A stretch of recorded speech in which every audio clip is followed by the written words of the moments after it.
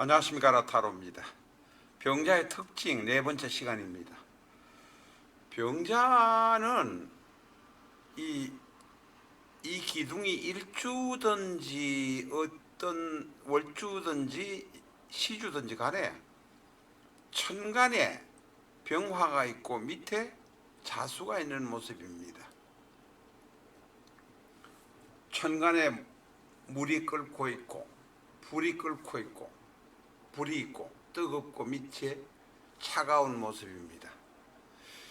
자, 이런 모습은 외형적으로는 대단히 천간이라는 것, 드러나는 것은 대단히 밝습니다. 밝은 모습입니다. 그런데 사실은 속에 자수가 있으니 물이 있으니 수심이 있다 이렇게 말하고 있습니다. 이 모습을 호수 위로 드러난 반짝반짝하는 밝은 모습, 그것을 바로 묵지라고 하기도 합니다. 물론 묵지란 것은 왕이지의 이야기에 나오는 이야기입니다만, 어쨌든 호수에 있는 밑에 물이 있고 그 위에 반짝거리는 모습이 바로 병자의 모습입니다. 그러니 선민성도 있고 사치성도 있고 대단히 두드러져 보이려고 하는 모습이 있습니다. 태양이 호수에 반짝거리는 모습이다. 미남 미녀가 많다. 잘난 체 하려 한다. 그러나 이것은 때에 따라서는 대단히 불행한 모습으로 결말이 나기도 합니다. 인간이 누구든지 잘나고 싶고 남한테 잘난 체 하고 싶은 마음은 다 있습니다. 그러나 자신을 관찰하지 못하면 문제가 생기기도 합니다. 자기 관리가 필수적입니다. 병자는 미남들이 많습니다. 연애를 너무 깊이 하고 상대편의 잘난 것만, 외형적으로 그럴듯한 것만 보다가는 실패할 가능성도 많습니다. 껍데기를 보고 결혼했다가 망할 가능성이 많다는 것입니다. 그래서 이 병자인 사람은 꼭 연애를 하면서 상대에 관해서 깊이 알아야 합니다. 상대의 사주도 보아야 합니다. 상대와 나의 궁합도 보아야 합니다. 어쨌든 상대를 깊이 보살필 필요가 있다 이렇게 말할 수 있습니다. 병자는 전번 시간에도 말씀드렸습니다만 화수미제입니다. 그러나 화수미제가 무조건 나쁘다는 뜻은 아닙니다. 우리가 화수미제가 나쁘다는 의미로 말하기도 하지만 아직 더 알아볼 것이 있다. 마무리를 하려면 더욱더 좀 신경을 써야 된다. 이렇게 말하는 것이 옳을 것입니다. 병자는 태입니다. 오른쪽에 병자는 임계요 정관이요 태라는 것을 써놓은 것은 바로 그런 의미입니다. 이 태는 잘 생긴다는 것입니다. 아기가 뱃속에 금방 잉태한다는 것입니다. 그러나 잉태하는 것과 무럭무럭 배에서 잘 자란다는 것과는 또 다른 의미가 있습니다. 유산이 될 수도 있고 낙태가 될 수도 있기 때문에 그렇습니다. 태는 창작을 잘합니다. 시작을 잘합니다. 직장 생활을 할 때 스타트가 좋습니다. 그러나 직장 생활을 오래 할 수 있느냐 아니냐 하는 것과는 별도의 문제입니다. 병자에서 이 태는 잘 생기고 아이디어가 잘 생기고 출발이 좋기는 하지만은 그것이 과연 제대로 성장할 수 있느냐 하는 문제가 아직 남아있기 때문에 단점이라고 할 수 있습니다. 자, 병자를 남명과 여명으로 구분해서 보겠습니다. 지장간에 있는 모습까지 같이 보면서 말씀드리겠습니다.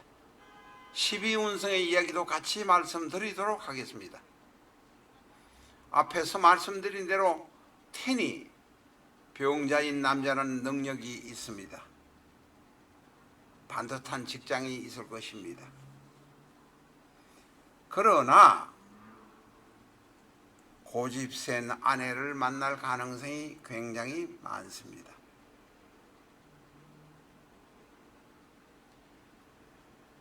그런데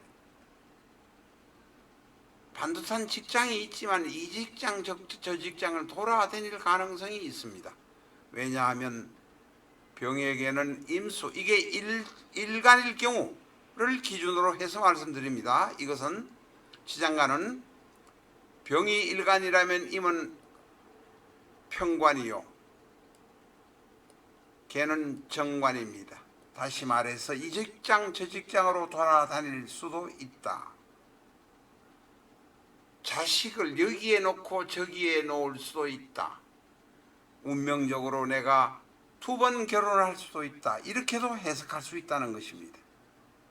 어쨌든 정년퇴직하기는 힘들고 한 여자와 한 집에서 자식, 그 여자와 낳은 자식을 같이 키우면서 살지 못할 가능성도 있다. 이렇게 말할 수도 있습니다.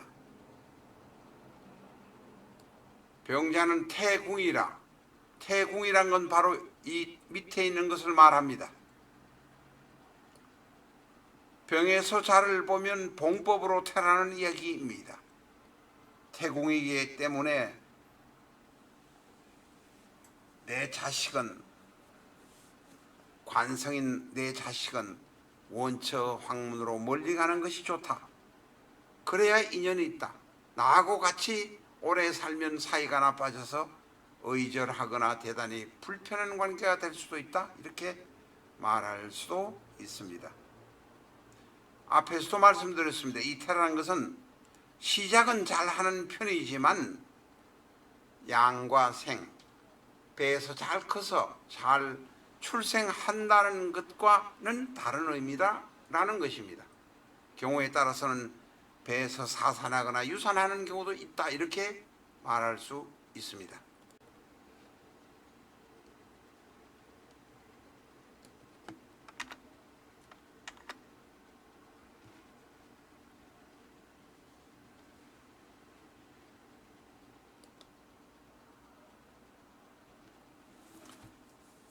지금 말씀드리려는 것은 파워포인트에 자료가 없습니다. 여명의 특징 중에서 164쪽, 비전적 전수 164쪽에 있는 자료입니다.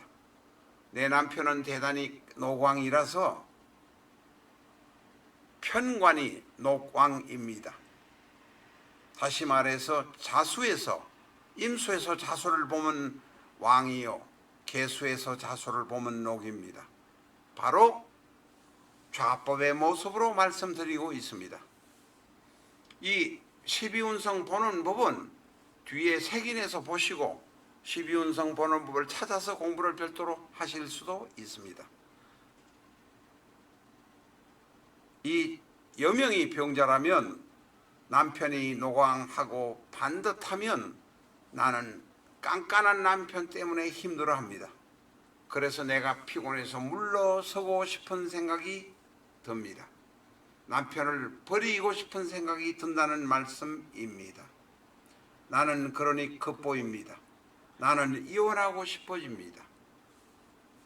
병자 일주를 가진 분에게는 임수와 개수라는 정편 혼잡이 지장간 안에 들어있으니 남편 복이 없다고 생각할 수 있습니다. 그게 아니라면 내가 직업을 자꾸 바꾸고 직주이동이 빈번할 수도 있습니다. 어쨌든 간에 병자 일주인 여명이라면 일찍 결혼하는 것보다는 느긋하게 만운을 검토하는 것도 나쁘지 않다. 일찍 결혼하면 이혼하는 것이 대단히 확률상으로 높다. 왜냐? 병자라는 일주 자체가 팔자가 드세기 때문에 그렇습니다.